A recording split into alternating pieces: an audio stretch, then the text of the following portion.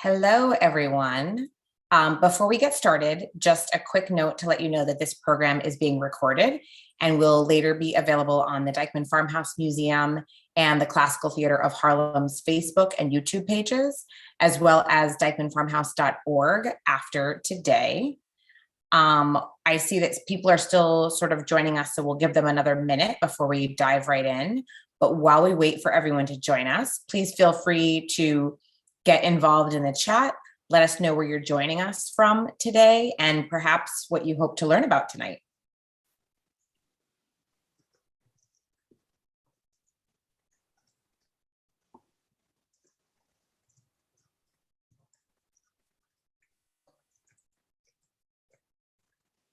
Buffalo, Erie County.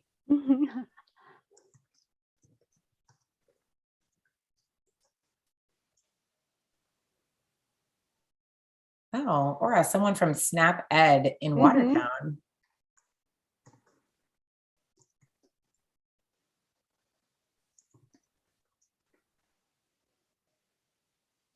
Great. I'll give it one more minute before we start. Love all the conversation in the chat.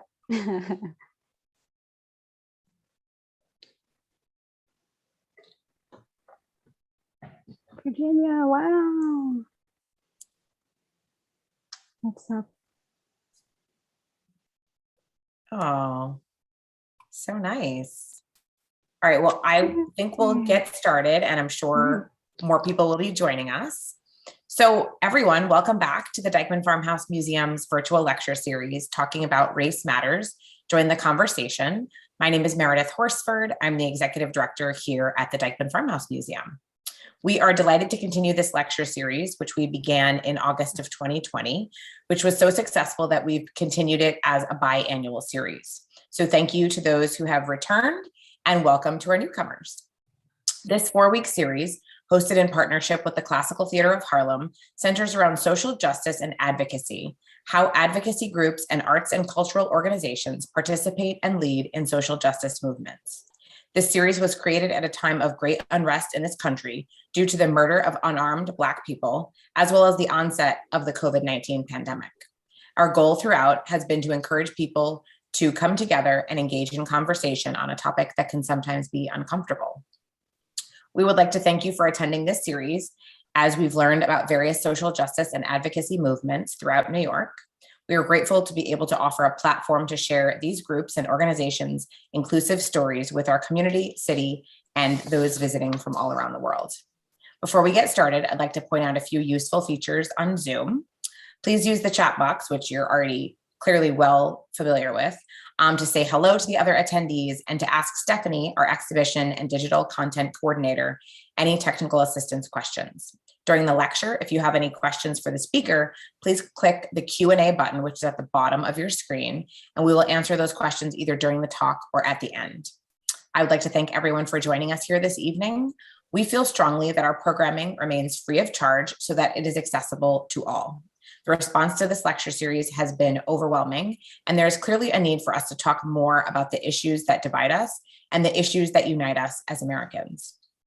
As a small nonprofit organization, we rely on grants and donations to support these programs. This program is supported in part by public funds from the New York City Department of Cultural Affairs in partnership with the City Council, the Honorable Udanis Rodriguez, New York City Council District 10, and former Manhattan Borough President Gail Brewer. Additional funding is provided by TD Bank. If you would like to make a donation to help us continue our community-focused programming, it is greatly appreciated. In lieu of a donation, we are also selling some very cool Dyckman Farmhouse Museum merch. Stephanie has shared the links in the chat. A purchase helps support our cause, further research, and provide educational programming.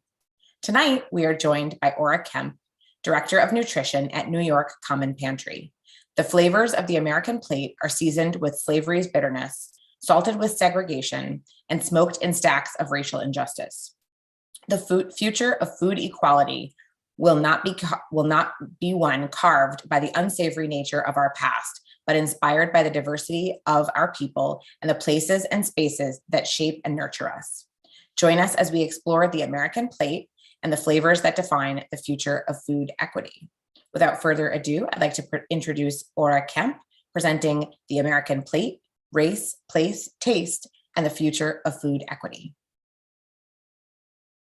Yeah, I'm so excited. Oh my goodness. I have to tell you guys, I'm so excited to be here. Thank you to the entire crew from the Dyckman Farmhouse Museum. If this is you guys' first time like doing any of their programming or checking out any of their lecture series, I would say definitely dive into their page even more because they do some really phenomenal work, especially around partnerships that alleviate hunger and centering the community's needs. And it's just one of the reasons that I'm really grateful to be invited to talk tonight. So thank you so much for creating this space for us here. I'm just going to share my screen really quickly so that you guys can see my presentation. Give me 1 second. There we go. All right. And thumbs up, you should be able to see that. And yeah, we're going to get started. Perfect. Thanks so much. So welcome again to everybody for joining, who's joining for tonight's conversation on race, place, taste, and the future of food equity. A disclaimer here, we will be talking about food and it's just about dinner time. So we're going to be talking about food a lot, which might make you a bit hungry. So if you want to grab yourself a bite and settle in, feel free to do so. I have my water with me. I have some kombucha with me just in case. So we're all here to share in the conversation, make yourself comfortable. In addition to speaking about food, we're also going to be talking a lot about food insecurity and the weight of a racist and exploitative food system on individuals and communities. And these topics can be really heavy, and I will do my absolute best to speak on them from a place of dignity and respect for the people as well as for the progress that we can make. All right. And here we go. So hi, welcome to the table. My name is Kemp, and I am a food equity advocate and the director of nutrition at New York Common Pantry. We are New York City's largest community-based food pantry, serving over 6.5 million meals each year. I am a multiracial mid-30s female. I'm wearing a head wrap, graphic tee, fitted blazer, seated in front of a wall of plants in my apartment. You might hear a couple of the tip taps of my pups as they're trotting around, but just know, this new normal, we've gotten very comfortable. My pronouns are she, her, and we. And I want to just say, as we start this conversation, thank you to the Dyckman Farmhouse who have made this series of lectures possible. Thank you to all of you. Welcome to those who are coming for the first time, and welcome back to those who have been here before. We are all here to come and feast over conversation and the sharing of ideas around how to create a table that's truly fit for us all. And I want to start by acknowledging some key truths. And these key truths are going to be a sort of through line that will help to guide us through our conversation this evening. That first key truth is that food is a right. This is not up for debate. As creatures of this planet with the knowledge and ability to feed ourselves, for us not to do so is inhumane. Especially in the land of abundance, there is no humanity in 14 million people being food insecure. So let's just keep on rolling right into our second truth. And that is that the land holds our history. While many of our history books start with the discovery of a new world, the Americas was already a rich tapestry of Native peoples, including the Munsee Lenape and Wappinger tribes and nations that lived here where I currently reside, work, and serve in the South Bronx. Food is deeply connected to the land, and to honor it means to honor the food we sow and share. And that brings us to our third truth, is that at this table, we all share equally. I am a firm believer in that till we have dined together, we don't really know each other. So the ritual of sharing a meal is deeply embedded in us and how we bond and how we connect. This conversation tonight is an opportunity to share in a space that is safe and welcoming. We will dive into some subject areas that might leave a bitter taste or be difficult to swallow. And I encourage you to take a breath as needed. Ask in the Q&A, ask any questions you might have in the Q&A throughout, share in the chat box. And remember that we are all here to both give and receive as we explore our history and our potential futures. So let's get started. When you hear the phrase "as American as," what do you think of? Maybe baseball or football, right? It's an all-American sport, or basketball, or even NASCAR. And while all of those are quintessentially American, when we talk about food, it has to be the buttery crust, the warm cinnamony nutmeg spice, sweet apple deliciousness that comes to mind for me. As American as apple pie. The nostalgia of apple pie topped with a scoop of vanilla or fresh whipped cream has to, honestly, who doesn't love America's dessert, right? And the entire allure of apple pie has been cooking up since the 1800s when the phrase first came into being. And its popularity increased in World War II when soldiers, when asked why they enlisted, would respond, "For mom and apple pie." And ever since, the phrase "American as apple pie" has been used to signify anything deemed patriotic. And I've always found the hypocrisy of that phrase, "as American as apple pie," to be a bit humorous from a food history perspective, considering none of the ingredients needed to make apple pie are native to the United States. And I might give a little bit of leeway, possibly with the exception of vanilla, because it is native to South America, Central America, and the Caribbean. It was then harvested by the Aztecs prior to the arrival of the Spanish to the Americas. And this ever-loved apple pie is just one example of food colonization, a collection of ingredients that traces an Eurocentric line throughout history, circling the globe and collecting flavors like trophies. The American palate is not reflective of the land's bounty, but of a land's conquest.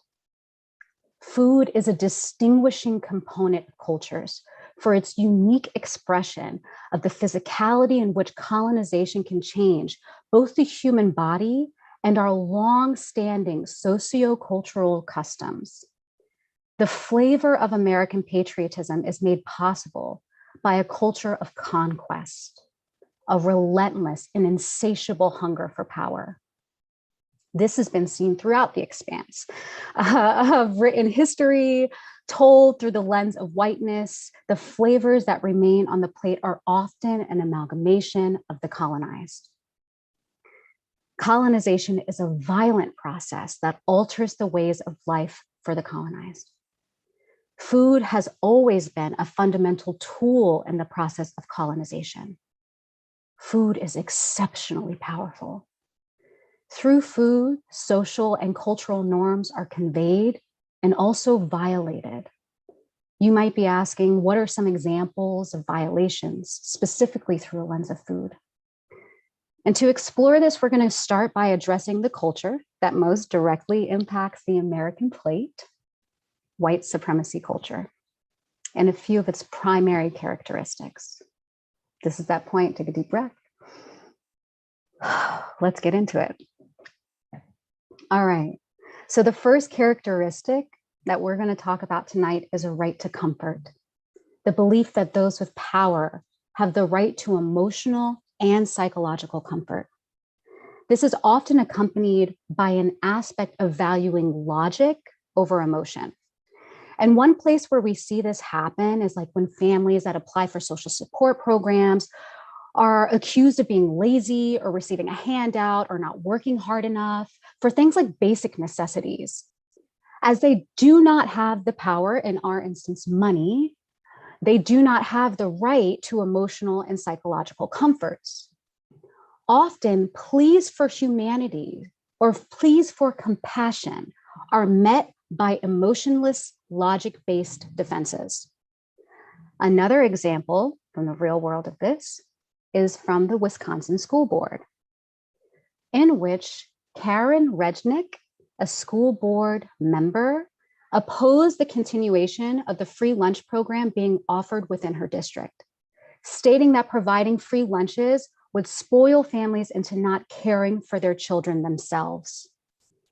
There's also an internalization of this right to comfort characteristic, and that I or we have the right to comfort and cannot tolerate conflict, particularly conflict against the systems in place that enable me to enjoy and preserve that comfort for myself.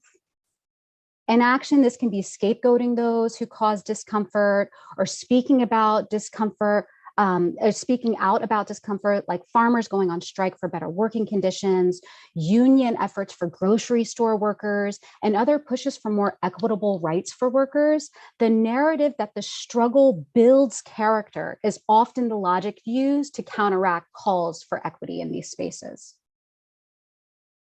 The second characteristic is quantity over quality. The assumption that the goal is always more and bigger, with an emphasis on what we can objectively measure as more valuable than the quality of either the relationships or the things that we are producing. And that relationship to all living beings exists not just to other humans, but also to our environment. This is a space in which things that can be measured are much more highly valued than the things that cannot be measured. For example, the number of pounds of food produced, or calories per serving, or yields per acre, if we're speaking about crop yields. The quantity of food produced is valued more than the quality of the food produced. And there's little or no value attached to the process, like how the food is grown. Again, if it can't be measured, it has no value. And this can be very closely tied to perfectionism, another characteristic of white supremacy culture. And we see this distinctly in the desire for uniformity and stripping of biodiversity of our food. For example, corn has over 12,000 varieties. And in the United States, we focus on cultivating only 6 of these varieties. This has an immediate impact on both the regenerative qualities of arable land, the sustainability of our food production cycles, the quality of our waterways, the diversity of pests and their resistance to different kinds of natural or holistic means to control them, and the overall quality of the food that we eat. Not to mention the long-term implications on health and food sustainability because of this desire for quantity and perfectionism. The more connections we can make between the diversity and the benefits that it provides, the more we will enable the design of resilient food systems that are ecologically and sustainable in the long run.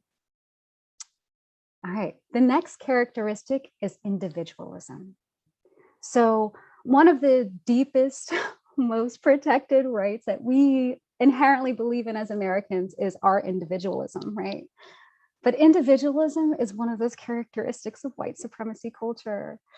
It's the story that we make it on our own without help while pulling ourselves up by our bootstraps and doing it all. And it is a toxic denial of our essential interdependence and the reality that we are all in this together.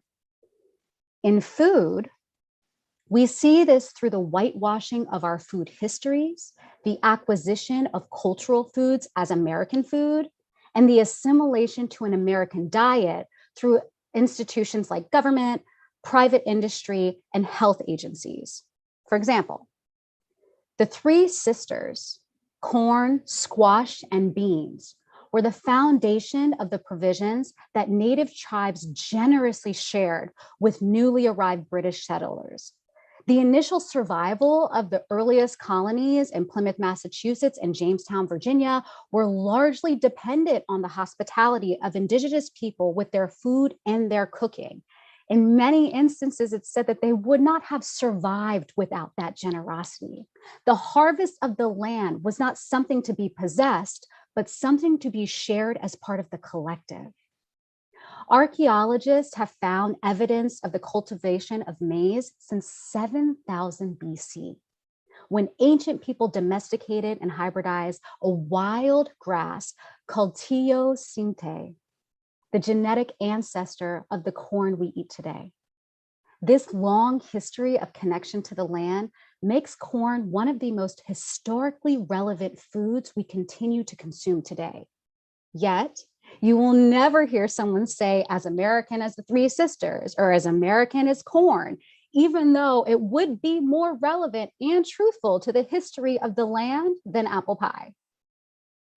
There are distinctive flavors that developed while the United States was becoming established as a new nation, most of which can be attributed to the Black cooks, bakers, and growers enslaved during this period.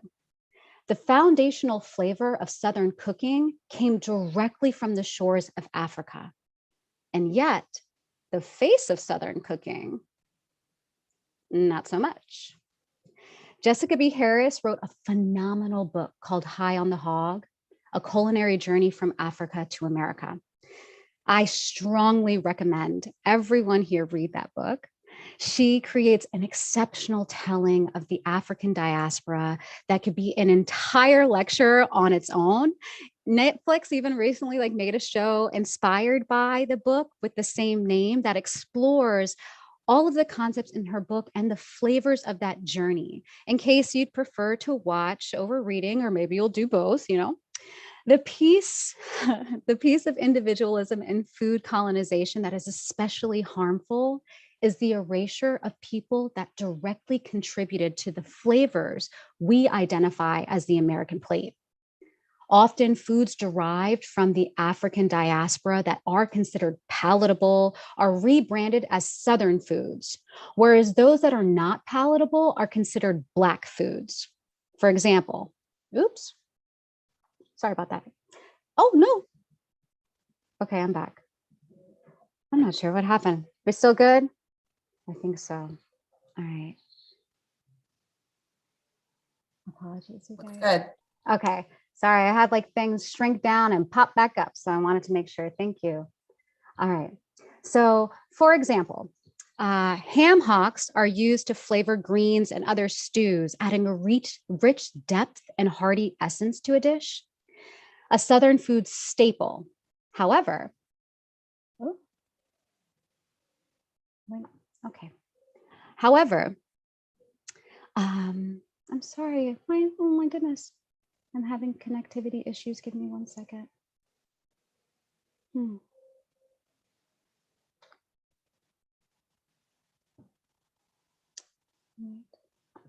I apologize, you guys. I'm having issues with my presentation. We might just have to roll on through without it. Let's see if I can get it to pop back up. 1 second, you guys. Exit and come back into it. Why not?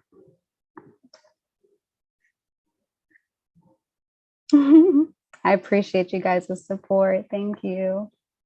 Oh, yep, it looked like my internet disconnected, but we're coming back, baby. All right.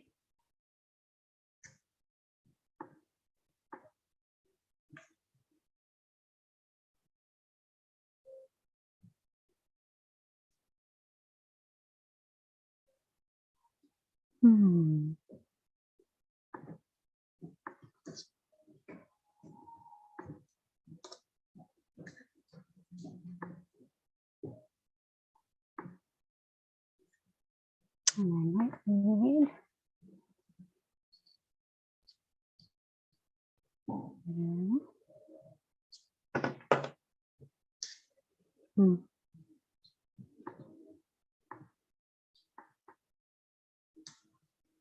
Let me just open this back up.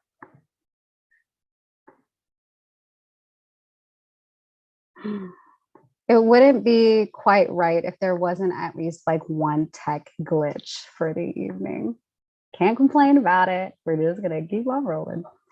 All right. It's I think so I'm true. gonna, yeah, right. Like it's just kind of like the norm. Like how you start every meeting with, "You're muted." Yeah, it's like people just talking into the nothingness. Let's see if we can figure this out.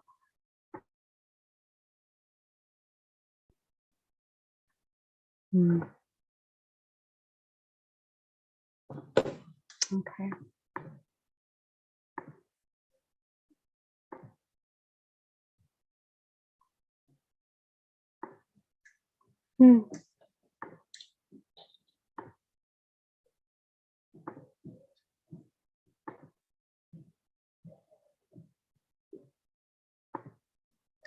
Yeah, Canva just does not want to work for me right now. Wow. I'm sorry, guys. Let's see. Exit.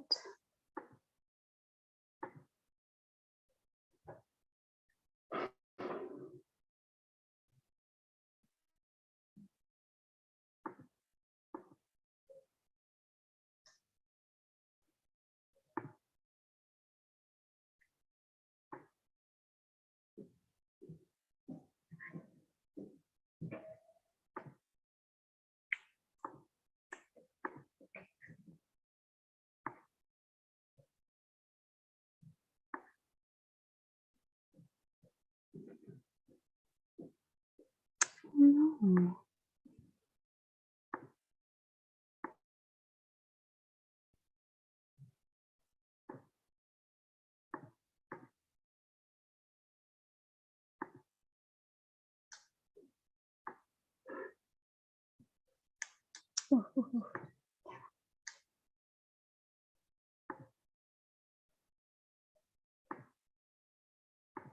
Is it going? Are you gonna work for me now?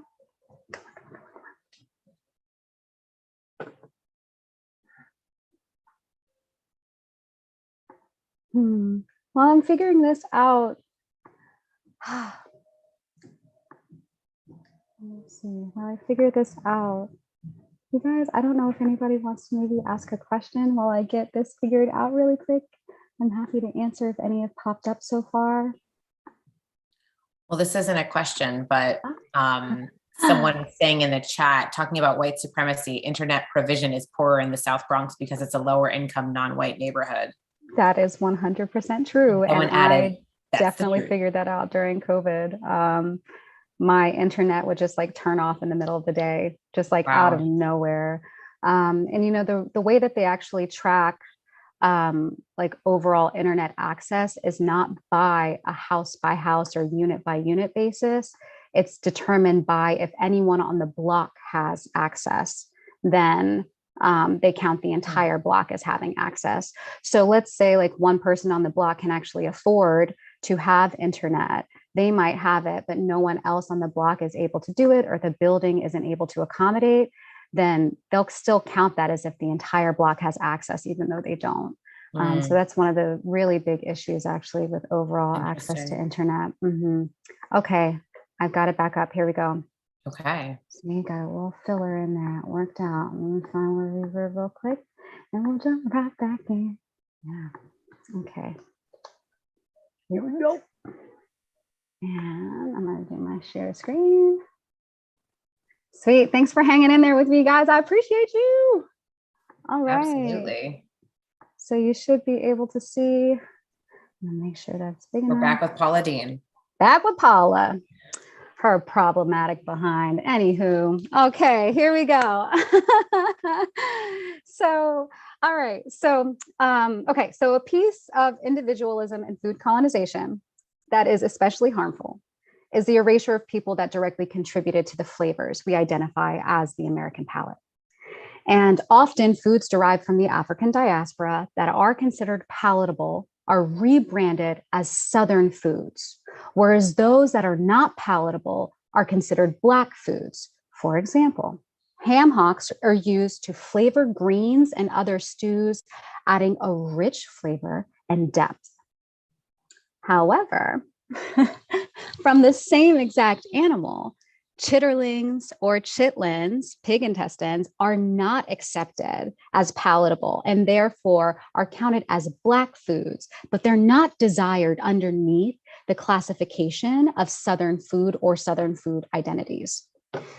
This is what's insinuated even in the phrase high on the hog. So the name of the book from Jessica B. Harris, it's describing the most desirable pieces of the hog as suitable for white consumption, but the least desirable parts as suitable only for Black consumption.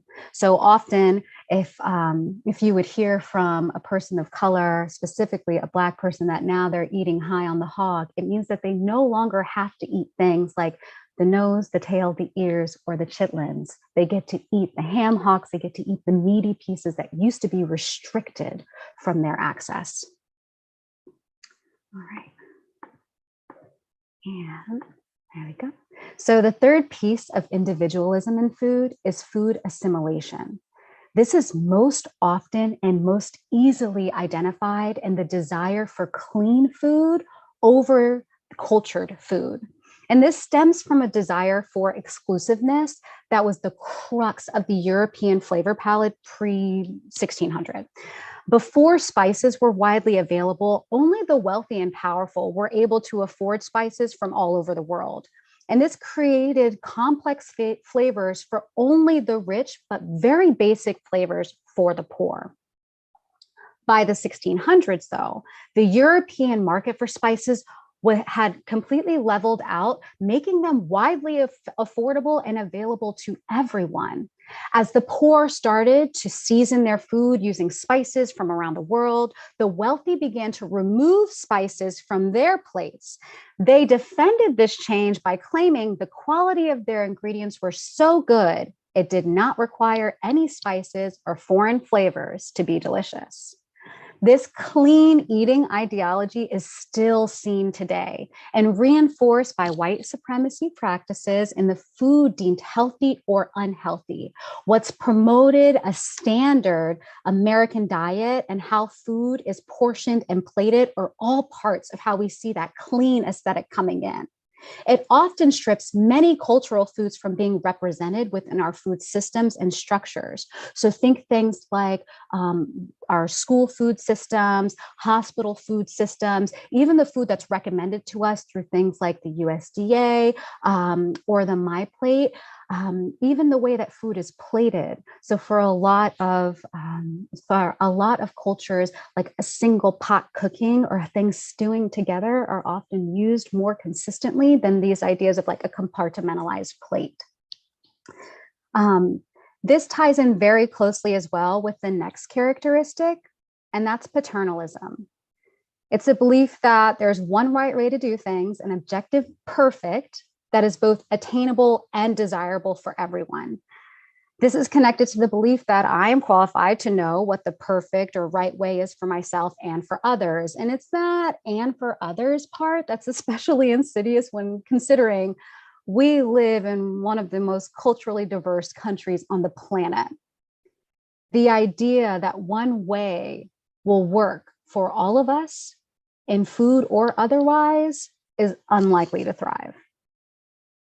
And the final characteristic we'll be discussing is power hoarding and fear. Fear is so powerful as a tool of submission. White supremacy culture's number one strategy is to make us afraid. When we're afraid, we lose touch with our power and become more easily manipulated by the promise of an elusive safety. The constant threat of losing access to food, housing, work, childcare, mobility, health, or safety are always, all of them are ways in which our ability to survive are threatened by the culture of white supremacist systems, specifically utilizing fear. Power hoarding is the means in which the system of injustice in food access is perpetuated. And poverty and hunger are a choice that is made by people in power, not people who are hungry and not people who are in poverty. It is the intentional continuation of this injustice that makes it so insidious. And while we might not independently feel the impact of these characteristics as greatly in our daily lives, the weight of all of these working and carefully executed collaboration creates excessive barriers in the stability and potential upward mobility of those in frontline communities, especially in their pursuit of food. So Congresswoman Cori Bush of Missouri often speaks in defense of frontline communities. She uses this term to describe the areas experiencing the first and worst impacts of climate change. Frontline communities are more often than not concentrated communities of color, including Black, Indigenous, and Latinx folks, as well as poor white folks. A lot of times people don't think it impacts white folks, but it does, right? Especially poor white communities.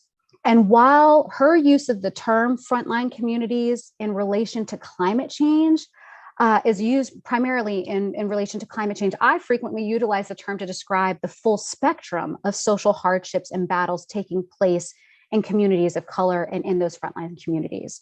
So we're going to start by taking a look at my community, my neighborhood. So here we are, Bronx Community District 1, BX in the house, which includes Mott Haven and Melrose. It's shown in the map surrounded by the little orange square, and there are just over 100,000 people that call this small little neighborhood home.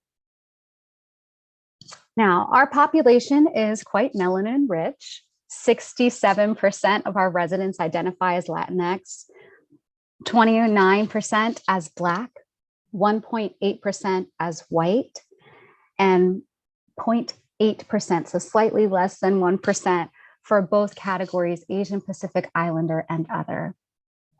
The primary languages spoken in my neighborhood are Spanish, French, and English in that order.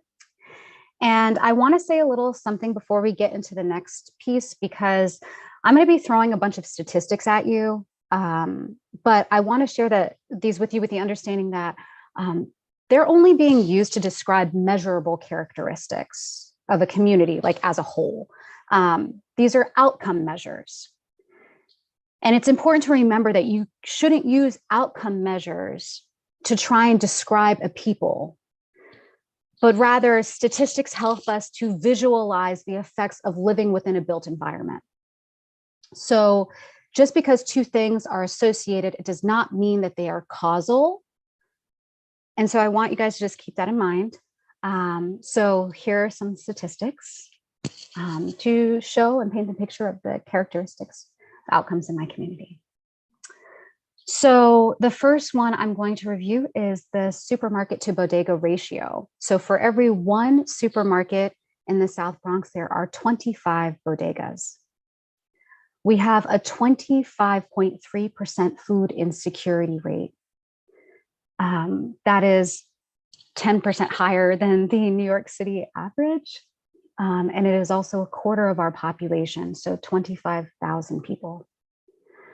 The meal gap, or the number of meals that are needed each year to get everyone to a place of food security, is 5,637,546 meals. The number of households receiving SNAP are just about half, about 52%. Adults with diabetes is at 20%. Adults with hypertension is at 38%. Both of those numbers are almost double the citywide average. Our median household income for a family of three is $22,377. The citywide median household income is $60,879, almost 3 times as much as what a family in my neighborhood brings home. Our poverty rate here in Melrose and Mott Haven is 32%. Extreme housing burden is 32%. An extreme housing burden is the percentage of households that spend at least 50% of their income on housing alone. The percent of land used for public parks, open space, or recreation is about 6%, compared to the New York City average of 25%. The Bronx County ranked 62 out of 62 for health outcomes. We came in dead last for the state. Life expectancy in my neighborhood is 78 years old, 4 years less than the citywide average, and 8 years less than the Upper East Side, which is only 2 stops away on the 4 or 5 train. All of these factors are either impacted by or impact an individual's ability to gain access to food. And this access can be addressed in like 3 primary levels. I'm going to start with the first one, which is at the individual level. So this really includes like the knowledge, skills, and abilities that are needed in order to both choose and utilize food in a way that's nourishing and regenerative. So this is a space where like individuals, as individuals, we have the most power and control over our own behaviors. So this is where we can choose, how we eat, what we eat, and how we manipulate our diets based on an array of factors. So this also brings into consideration if you are food insecure and you have to do something like portioning your meals out so that you can make it stretch or last longer.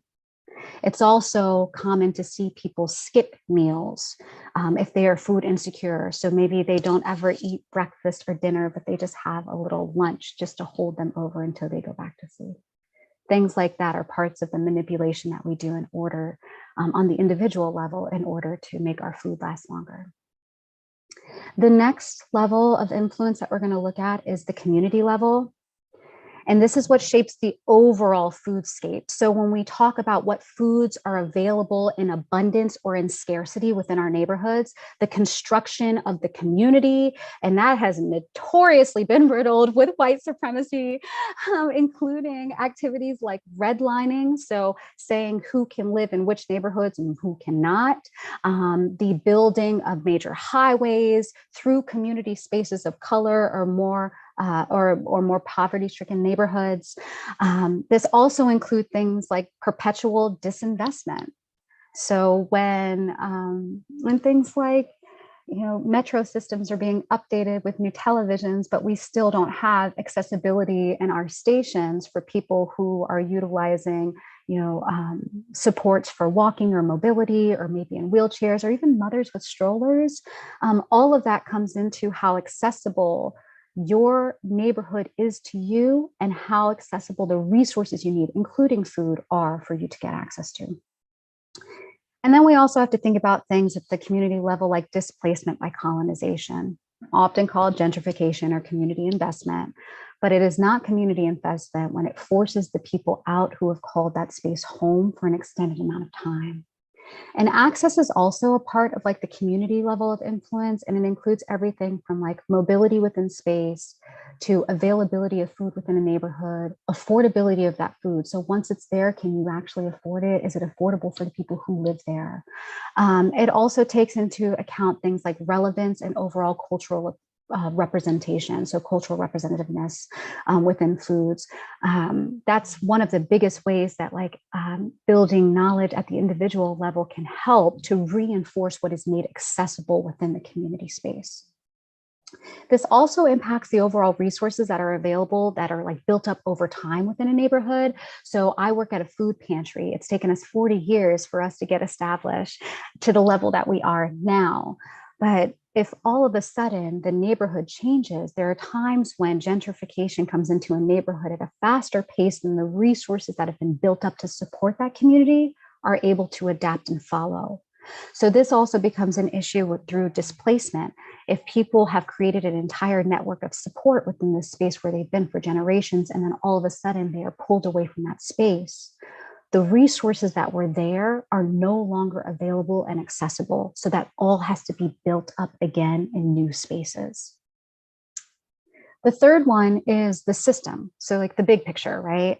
And this is the most removed from the individual's realm of power. However, This one is one that impacts everyone within the system, regardless of their desire to be involved or their closeness or proximity to the change, right? So this is stuff like the overall sustainability of our food system, climate change and its impact on being able to grow, distribute, and share food within neighborhoods or communities. This also involves things like political progress or stifling, which kind of fluctuates sometimes, right? And it also dictates things like social prioritization. So if we had more people who had experienced hunger throughout their lives in places of power at the systems level, I guarantee you we would see more movement around making sure that everyone had access to food. It's all about what we prioritize as a society. And unfortunately, food is not a priority. Otherwise, we wouldn't all be hungry. All right. So in order for us to dismantle a white supremacy system, it requires that we implement counteractive measures that at each level bring us back to a more connected, more community-centric approach to food. So as opposed to thinking bigger, we need to think smaller. At the individual level, it includes learning and building both as a person and as a community. So how can you educate yourself, or how can you seek out education within your community for others that will help in the information sharing, the community building, and the additional support that you as an individual feel, as well as what it is that you have the capacity to share with others.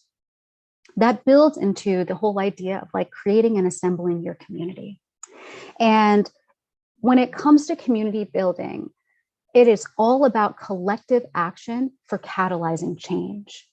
So mutual aid efforts are a really phenomenal way that this is happening. Also things like community fridges popping up and people being able to donate food that would have gone to waste being reverted instead into communities that need that access. All of those are community level changes that can really help to bolster up an entire neighborhood, but it takes the active involvement and that active participation from individuals in that community that have that shared level of value in being able to provide those access to those resources. And then at the systems level, it's bolstering Indigenous voices and the practices that honor the land and foster nourishing and replenishing activities and practices. So like food sovereignty shouldn't be up for debate, but it often is. Our ability to have a sense of ownership over how our food is grown, or just being able to have ownership over a piece of land. When we start to honor the land that we're on, and we're able to honor the cycle and systems that nature naturally goes through, we are able to be in a place of sustaining regeneration. So, you know, these ideas of more, have a finite amount to give. So it requires that instead of trying to push forward, we lean back on what we know worked for generations and did not deplete, but actually allowed for the earth and the land to thrive. So we all have a way to contribute to making this, you know, like we all have a contribution in some way to make, a way to help in lengthening our table and adding more chairs and creating a space that's inclusive for all of us. We have opportunities to end hunger. We have opportunities to nourish ourselves, to nourish the planet. If we're all committed to dismantling the malicious systems that still plague our access to food as a human right. And I hope that you will look to your home and your community and fearlessly access your power to create that change, no matter how small the change might seem. In a system that is built to keep us divided, there is nothing more radical than recognizing the collective power created when we're all welcomed to the table.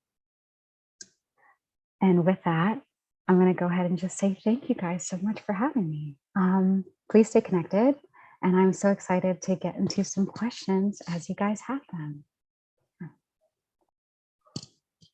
Thank you so much, Aura. So let's see, we've got one question here right now that says, given the many challenges facing people living in poverty, how have you seen the conversation around food security change at the policy level during the pandemic? Thinking about your key truth that food is a right. Yeah. So it's interesting. There was a massive influx of funding specifically for emergency food and food access organizations or food access adjacent organizations during the pandemic, which often happens a lot when there's like some kind of a crisis, right? We tend to be very responsive as opposed to proactive in how it is that we support people within communities and gaining access to food. One of the things that I did see that I really appreciated was they increased the overall amount that someone could receive for like EBT. So their SNAP benefits, supplemental nutrition assistance program benefits, or WIC benefits.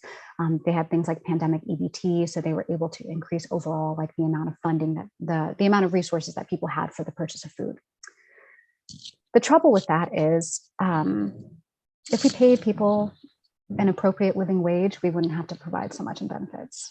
If we had a workforce and a work system that was not exploiting its workers, we'd be able to all contribute, to actually like purchasing our own food. But often it's a collection of things that cause people to be unable to buy or afford food. Even the concept of having to pay for food is so nuts to me sometimes, because we need it, right? We need it to survive. But during the pandemic, I did see additional funding coming from the government, which I thought was very helpful. A lot of community-based initiatives popped up, and a lot of organizations that were volunteer-based or heavily supported by volunteer groups also came up, and I thought that was wonderful.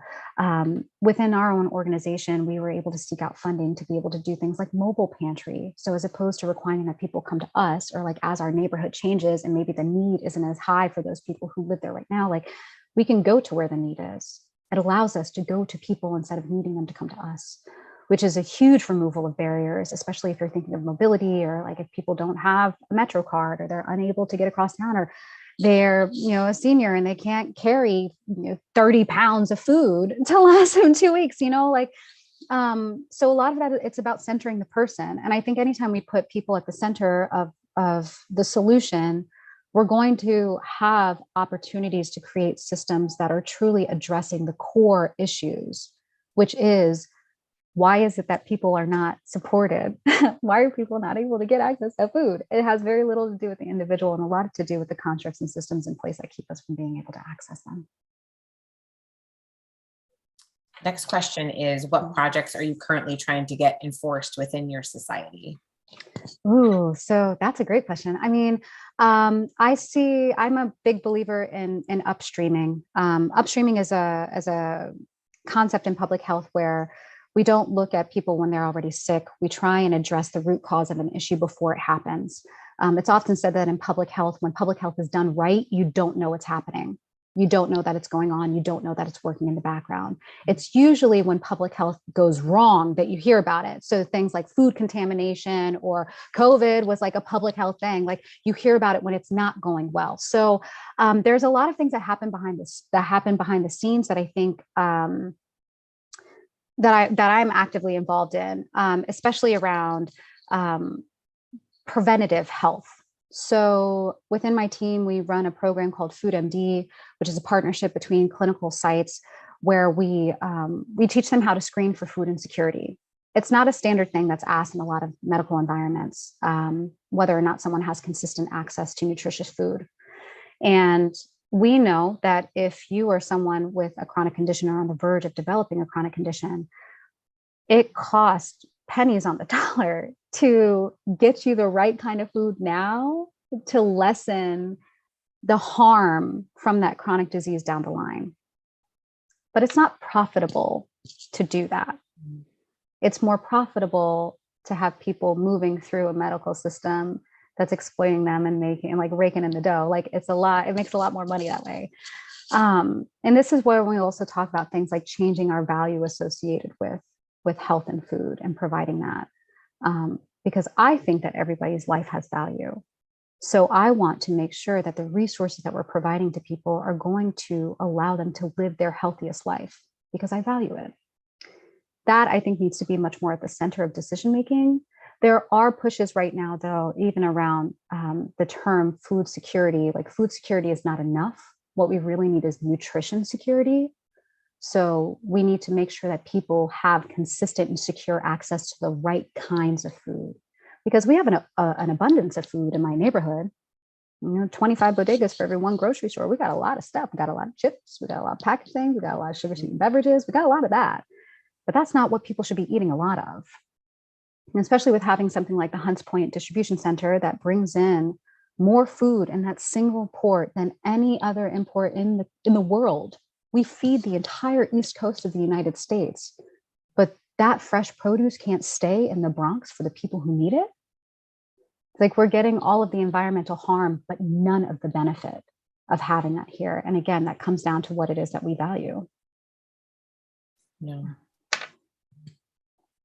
The next question says, I know a lot of food was destroyed or lots early in the pandemic that were destroyed, that were designed for schools or restaurants and couldn't often be broken down into excuse me, smaller amounts for individuals. At the same time, there were supply chain issues to getting food to people. Has anything changed about the food industry that's not so demand driven or demand oriented?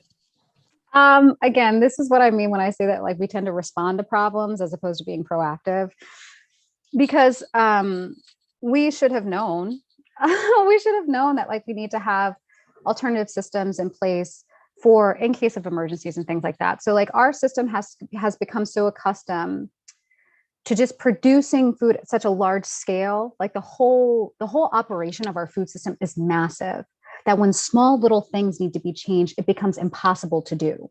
So, case in point, like you were saying, like, they package food for use in hospitals or use in schools in a completely different way than they package it for, like, the grocery store shelf, right?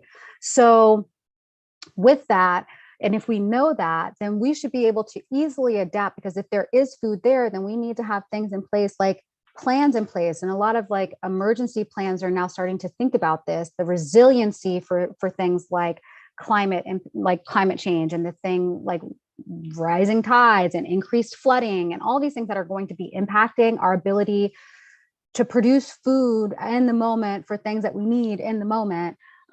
We don't have very good foresight. It's never been our strength. And I think that if we want to create a food system that is truly going to provide sustainability and resiliency, we need to revert to smaller scale production. We need to start thinking about more localized food systems. We need to start thinking about waste as a direct detriment to the sustainability of our food system.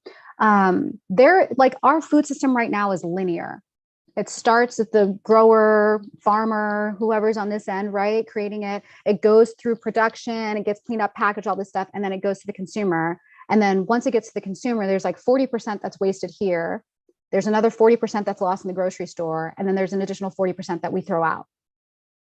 Between the grower and the grocery store, that 40% waste could be reverted back into emergency food systems, but it's not. Oftentimes, it's just put into a landfill, which is further contributing to global warming. We could do things like building in incentives or penalties for overproduction of food when we don't need it, if it's not being put into some kind of a reserve or it can't be saved. Like, there was a lot at the beginning of the pandemic, like milk being dumped, fields of potatoes just being left to rot. And there are millions of households of people hungry. Some of it is logistics, but a lot of it is just like, we don't have a cohesive plan. We don't treat food as if it is a necessary source for our survival. And if we continue with these like really neglectful practices, it's going to get to a point where our food is going to be, we're going to have food shortages, and then it's really going to get bad. We need to be thinking about these things because the impacts of global warming and of climate change are happening right now. And that is going to have a drastic and dramatic impact on how it is that we continue to eat moving forward. So we need to be thinking about our role and responsibility in being able to create a more resilient food system. Gosh, I hope that answered your question. Does anyone else have questions for Aura?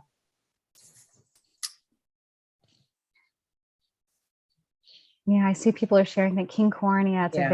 a very interesting documentary for sure.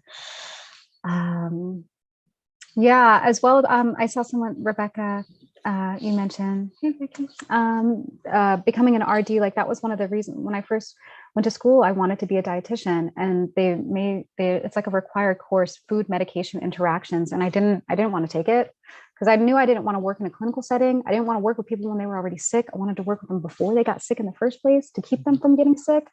And so I didn't want to take the course, and they were like, "Well, you have to take it. It's a requirement of this degree." I was like, "Then I'm not getting this degree."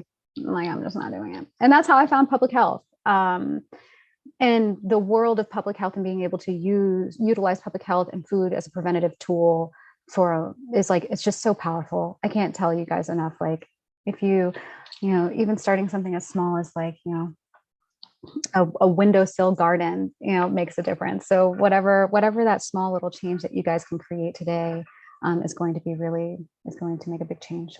Yeah, and if you want a windowsill garden, you should sign up for our growing. Yeah, you guys have yes, growing uptown. You guys can get like the little kit and everything to start your own. Check home out our garden. website. So, yeah. Well, thank you so much, Aura. This was such a really fantastic way to wrap up this particular lecture series. Really appreciate you joining us. I hope everyone enjoyed this talk as much as I did. Please consider making a donation to enable us to continue to offer free programming. Of course, gifts in any amount are appreciated. Thanks everyone so much for attending this and any of the other lectures in our Talking About Race Matters during the conversation series. Recordings are available for all of the lectures from this series on our website. And stay tuned and follow our social media as we continue virtual and some in-person programming and events throughout the year. And we hope to see you all in person soon. Thank you so much and have a great rest of your evening. Thank you, guys.